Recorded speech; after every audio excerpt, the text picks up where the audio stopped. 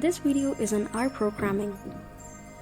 So the topics covered in this video will be inserting a database, we'll be sorting the data, we'll be applying functions such as maximum function, minimum function, mean and sum, we'll be creating a set of the data frame, and lastly we're going to create a new column in the data frame.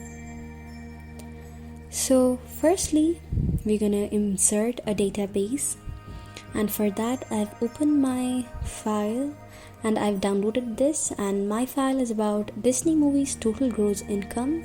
So here we have all our movie titles, all different columns, and now we're going to be opening our RStudio and we're going to be importing the data set.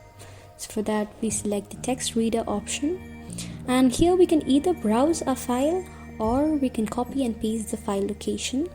So here I'm going to be browsing my file, and by selecting that we get the preview of our data, and then we can select the import option. Now our database will be imported to RStudio. So nextly we're going to run the data frame. So for that I've written Disney and I'm going to be running, and here we have our database. So now I'm gonna be checking the number of rows and number of columns in my data frame. So firstly I'm gonna be checking the number of rows. For that we write n row and our data frame name. So it is n row Disney, and here I have 579 rows.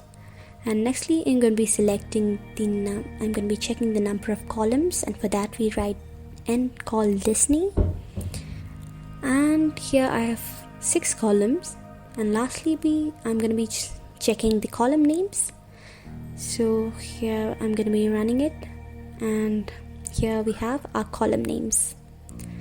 So nextly we're going to be sorting the data, and so for that we're going to write the command print. Next we're going to writing our data frame name, which is Disney, and here the keyword is order, which helps us in arranging the data in either ascending or descending order.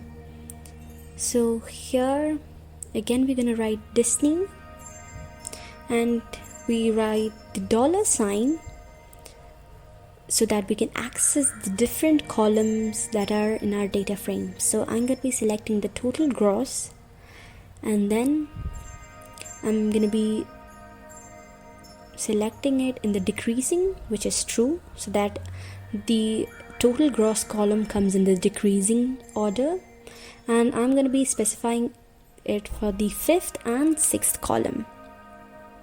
And now I'm going to be running it, and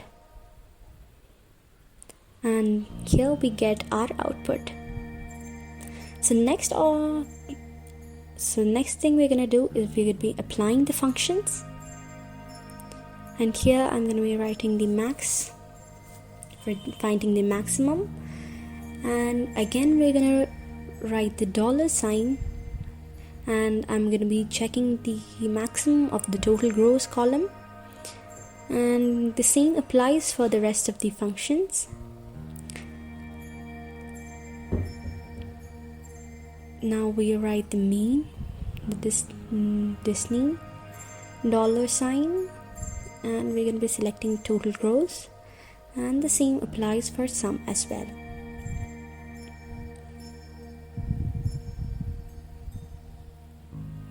Now we're going to be selecting all of this, and now we're going to run, and here we have our desired output. Now we're going to create a subset, and now for that we're going to write a new variable name.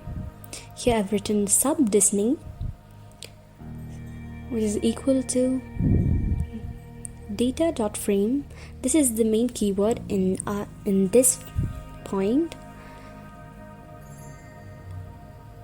So for that we're going to be selecting the Disney. I'm going to be selecting 15 rows and 3, 5 and 6th column,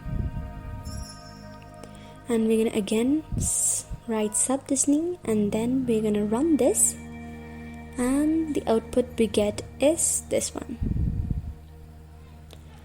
And so the next topic is adding a new column. So for that, I'm going to be adding a new column, total. I'm going to be writing sub Disney. I'm going to access it through sub Disney, and I'm going to multiply it with 2, and here we have our answers. Now I'm going to be writing a new variable name known as new Disney. This is equal to cbind sub Disney, comma, our newly created variable name, which is total. And again we're going to write new Disney, and we're going to run it, and here we have our desired output.